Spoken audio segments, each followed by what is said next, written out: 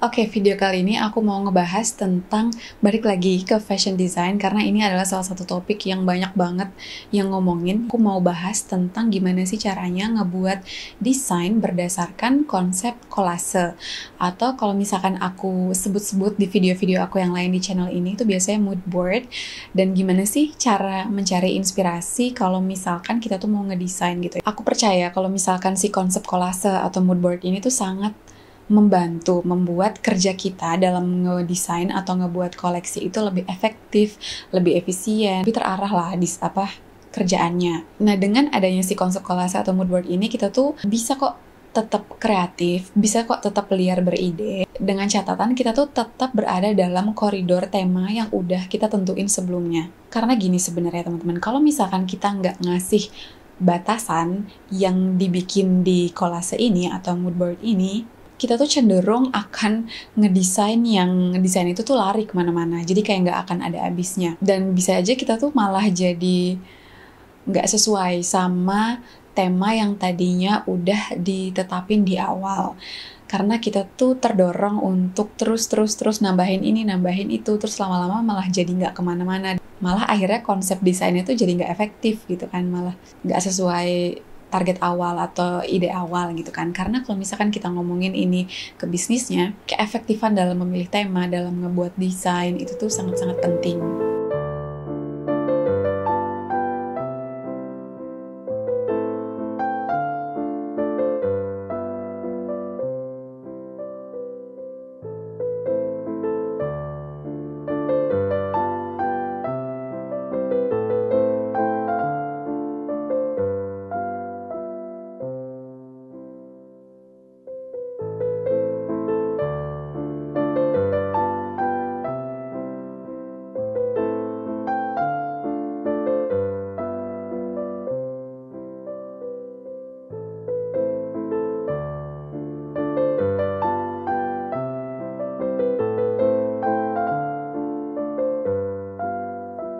Terus gini juga, kalau misalkan kita nggak buat batasan dalam si konsep kolase atau mood board ini, kita tuh biasa, kalau dari personal experience ya, aku jadi ngerasa kurang kreatif, kurang bisa didorong gitu ya ide-ide kreatifnya gitu, karena kita tuh kurang ketantang. Kalau misalkan kita dikasih batasan, kita dikasih kolase, kita dikasih, oke, ini adalah temanya, mood boardnya, kolasenya, kita tuh jadi bisa kayak ngedorong diri sendiri untuk mencari ide terbaik di dalam batasan-batasan itu gitu. Jadi batasan itu nggak selalu berdampak buruk kok. Aku pikir di sini tuh bisa memberikan dampak yang positif. Nah, kolase ini juga bermanfaat kalau misalkan kita mau membuat desain sesuai dengan tren. Tapi tentu aja setelah kita tuh belajar dulu nih tentang trend forecast dari koleksi yang mau kita bikin gitu loh. Misalkan koleksi untuk tahun depan atau season selanjutnya, 6 bulan ke depan gitu.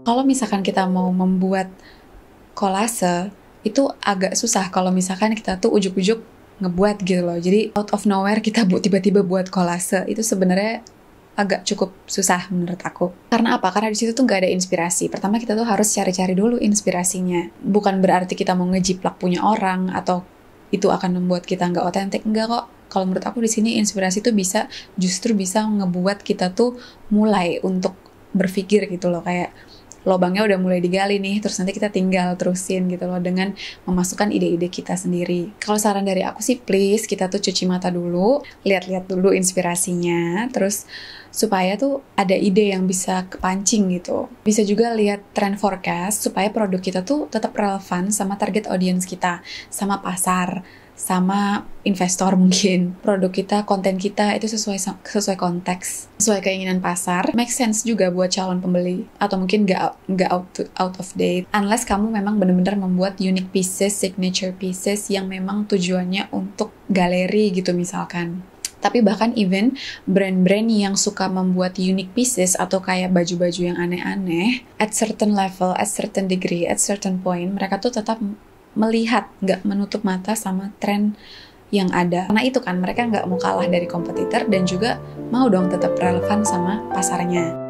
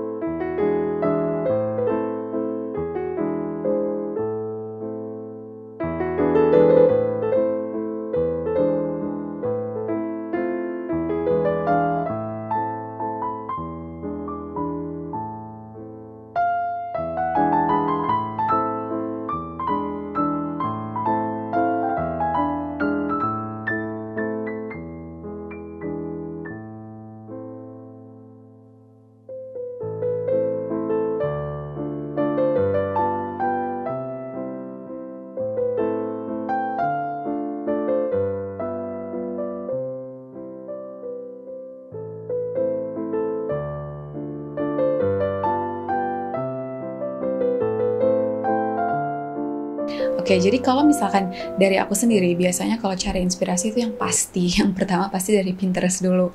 Karena dia tuh nge-cover banyak hal, even hal-hal yang awalnya tadinya aku nggak kepikiran, tapi itu bisa membantu kayak mendorong ide-ide baru. Terus yang kedua itu ada, kalau mau lebih ke patternnya, bisa lihat patternbanks.com. Atau kalau mau lihat fashion in general, apa yang ada di dunia ini, ke nowfashion.com. Atau kalau mau ngomongin masalah trend forecast, teman-teman bisa cek di WGSN, wgsn.com. Jadi tren itu nggak cuma tren warna, tren pattern, tren siluet, desain, tapi juga termasuk tren behavior atau kayak sifat orang-orang, pasar, masyarakat gitu. Terus juga ada tentang environmental issues, isu lingkungan, ada political, social issues, dan lain sebagainya. Jadi sebenarnya kalau mau diseriusin bikinnya, itu banyak hal-hal yang sebelumnya kita tuh paling nggak harus tahu dulu atau aware dulu.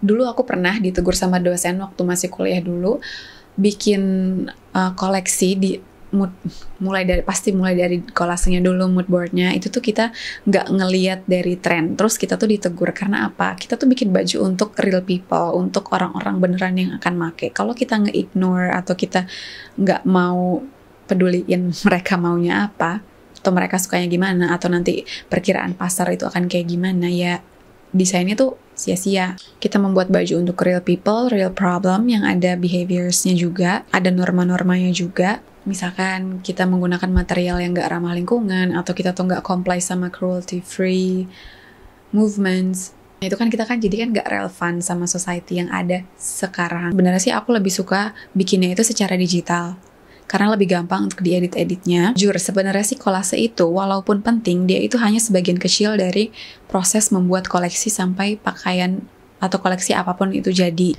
Jadi sebenarnya kalau tips dari aku sih, buat itu se-efektif mungkin, se-easy, se-convenient mungkin buat kamu. Dan ini caranya sih beda-beda. Kalau misalkan aku memang suka langsung bikin di digital. Oke teman-teman semuanya, makasih banget udah nonton video ini sampai selesai. I really do appreciate your time. Kalau misalkan ada pertanyaan, silahkan di kolom komentar. Atau saran topik juga silahkan di kolom komentar. I will see you in the next video. Ciao!